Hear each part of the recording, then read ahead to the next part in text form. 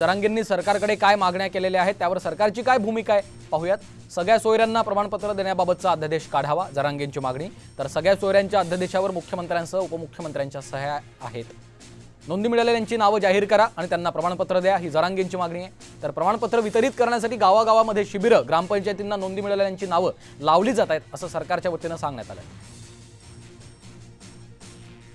54 लाख नोंदी मिळालेल्यांना प्रमाणपत्र वितरित करा अशी जरांगेंची मागणी आहे। तर 57 लाख नोंदी सापडल्यात, 37 लाख लोकांना प्रमाणपत्र वितरित देखील केली आहेत अशी माहिती सरकारच्या वतीने देण्यात आली आहे। तर उर्वरित लोकांना प्रमाणपत्र का दिले नाहीत असा सवाल जरांगेंनी केला। तर नोंदी सापडलेल्यांच्या वंशावळी जुळवण्याचं काम सुरू आहे असं स्पष्टीकरण त्यावर सरकारने दिलं। शिंदे समिती रद्द करू नये ही जरांगेंची मागणी होती। तर शिंदे समितीला सरकारने 2 महिन्यांची मुदतवाढ दिलेली आहे। शिंदे समितीची मुदत 1 वर्षासाठी वाढवा असं जरांगेंचं म्हणणं आहे। तर टप्प्याटप्प्याने शिंदे समितीला मुदतवाढ दिली जाईल असं आश्वासन सरकारने दिलं आहे। नोंदी मिळालेल्यांच्या सगळे सोयऱ्यांना शपथपत्राच्या आधारावर प्रमाणपत्र द्या आणि शपथपत्र मोफत करा ही जरांगेंची मागणी आहे। मात्र शपथपत्र मोफत करण्याबाबत शासन सकारात्मक असल्याचं सांगण्यात आलं।